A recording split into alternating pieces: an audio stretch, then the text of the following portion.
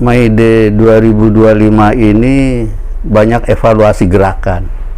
Artinya sejak 27 tahun yang lalu reformasi, makin kesininya kondisi ketenaga kerjaan bukan lebih baik, tapi lebih terpuruk.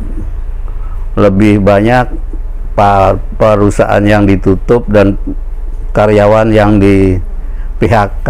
Terakhir itu PT Sritek itu 12.000. Itu nggak tahu nasibnya sampai sekarang. Nah, sehingga menurut evaluasi saya ada gerakan buruh yang salah, kalau enggak ya kurang tepat, dimana dengan jumlah banyak serikat buruh, federasi, konfederasi, dan serikat-serikat buruh lokal begitu banyaknya, tapi tidak bisa melindungi dan mensejahterakan karyawan atau anggotanya, sehingga perlu gerakan buruh ditata ulang. Pertanyaan yang mendasar bagi saya, apakah konfederasi, gabungan dari federasi-federasi itu udah sesuai dengan kondisi yang sekarang? Itu juga menjadi pertanyaan. Sehingga kami dari beberapa kawan aktivis senior berencana akan merubah sistem gerakan buruh. 1 Mei itu menurut sejarahnya adalah hari kemenangan perjuangan buruh dunia. Itu yang jelas sejarahnya. Sehingga kemenangan itu harus dirayakan di jalanan. Seperti kemenangan Liga sepak bola, begitu menang dia pulang ke negaranya keliling di jalanan itu. Nah, begitu juga gerakan buruh dengan merayakan kemenangan, bukan tablik akbar, itu bukan konser musik gitu kan.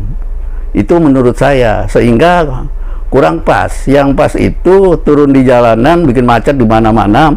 Itu setahun sekali tidak apa-apa, dan itu hari libur kecuali hari kerja. Nah, sehingga kami dengan beberapa aktivis senior rencananya mau merubah strategi perjuangan serikat buruh dari federasi, konfederasi. Kita mau membentuk namanya Dewan Buruh Nasional, di mana Dewan Buruh Nasional ini bukan terdiri dari serikat buruh atau serikat pekerja, federasi atau konfederasi, tapi ini adalah gabungan buruh langsung. Jadi buruh yang mengorganisir dirinya sendiri di dalam Dewan Buruh Nasional. Jelas perjuangannya, ada perjuangan kesejahteraan itu yang diutamakan, perjuangan politik tidak dilupakan. Di mana belum lama ini ada putusan Mahkamah Konstitusi nomor 168 tahun 2003, di mana putusan tersebut berbunyi memerintahkan DPR dan pemerintah untuk membuat undang-undang ketenaga kerjaan pengganti undang-undang cipta kerja dalam jangka waktu 2 tahun ke depan harus jadi. Nah, sehingga Dewan Buruh Nasional ini mau ngawal itu, karena kalau tidak melalui undang-undang perlindungan kesejahteraan buruh itu akan liar. Nah, mudah-mudahan undang-undang yang akan dibuat oleh DPR 2 tahun ke depan, Dewan Buruh Nasional bisa mengawal. Artinya kita akan membuat konsep bagaimana mensejahterakan, mengganti Undang-Undang Cipta Kerja, memperbaiki Undang-Undang 13 menjadi undang-undang yang 2 tahun ke depan akan disahkan oleh DPR. Itu tujuan kita membentuk Dewan Buruh Nasional. Jadi sekali lagi bahwa Dewan Buruh Nasional ini bukan gabungan dari serikat buruh atau serikat buruh, serikat pekerja, tapi ini adalah gabungan dari pekerja-pekerja atau buruh-buruh seluruh Indonesia. Jelas ini perjuangannya, dan banyak orang yang punya kemampuan untuk berpikir, tetapi karena tidak bergabung pada serikat buruh atau tidak bergabung menjadi pengurus serikat buruh, dia tidak diakomodir pemikirannya, ide-idenya, sehingga Dewan Buruh akan mengakomodir tingkat-tingkat pemikiran tentang kesejahteraan buruh dari tingkat bawah, dari tingkat buruhnya langsung. Dan ini terobosan yang paling baru.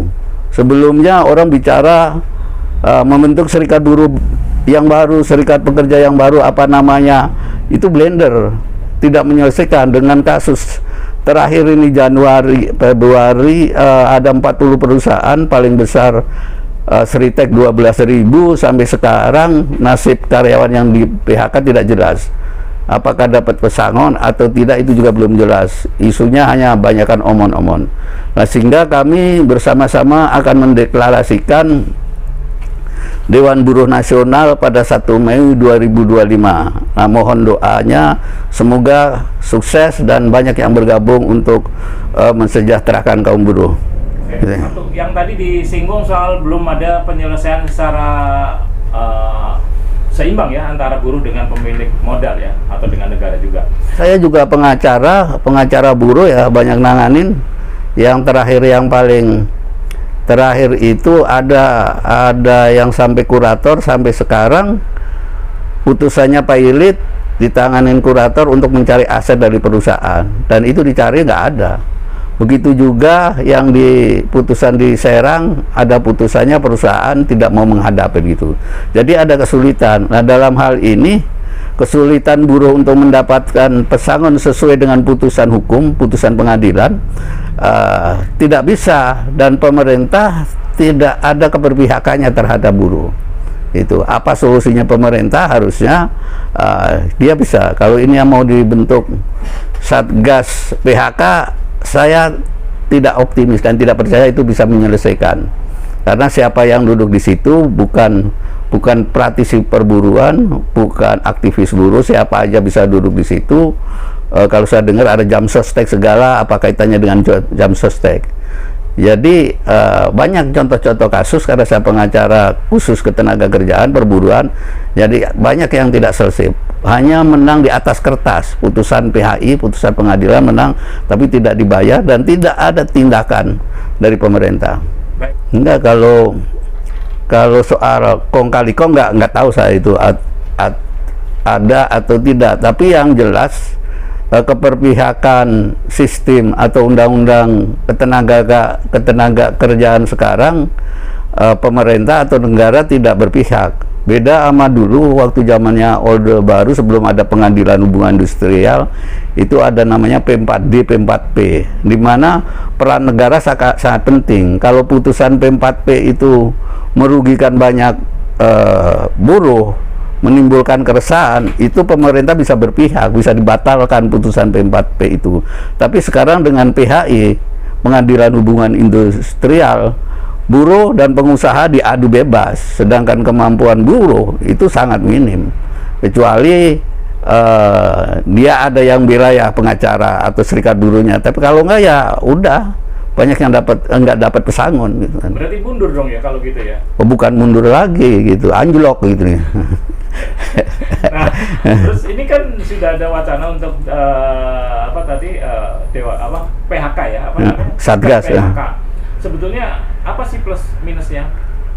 Kalau saya nggak tahu persisnya misinya kayak gitu, tapi yang saya dengar isu-isunya, Satgas PHK juga tidak menanganin khusus PHK, tapi bagaimana menciptakan lapangan kerja, karena yang tergabung di situ ada serikat buruh, pengusaha, ada beberapa kementerian, terus ada BPJS gitu kan. Kalau saya baca di media gitu, tapi konkretnya kalau nggak salah nanti 1 Mei juga mau dideklarasikan. Nah, kami mau mendeklarasikan Dewan Buruh Nasional. Di tengah kemenangan dalam tanda kutip, karena buruh berhasil digiring ke GBK, Bapak Cipto malah justru melawan arus. Bagaimana nih Pak? Bukan melawan arus. Kami ini punya ide yang strategi, bukan ngikutin arus dan tidak melawan arus. Kita punya ide sendiri, strategi dan ideologi sendiri. Karena yang ngikutin arus itu adalah tidak benar. Yang namanya perayaan itu bukan mendengarkan pidato, itu bukan tablik akbar, bukan konser, tapi perayaan itu happy, sehingga konvoy di jalanan. Kalau menang bola atau bulu tangkis dari luar negeri kan dirayakan dari bandara sampai Senayan atau sampai mana. Itu kemana? Ini kemenangan buruh dalam perjuangannya 1 Mei harusnya dirayakan dengan konvoy. Oke. Gitu. Apakah Bapak nanti akan melakukan seperti yang Bapak cerita soal konvoy atau perayaan di luar GBK?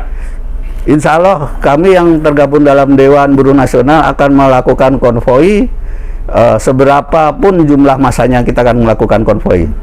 Ya. Terus kira-kira nih, sebagai penutup nih, apa sih esensi dari Dewan Buruh? Ya mungkin masyarakat perlu tahu nih.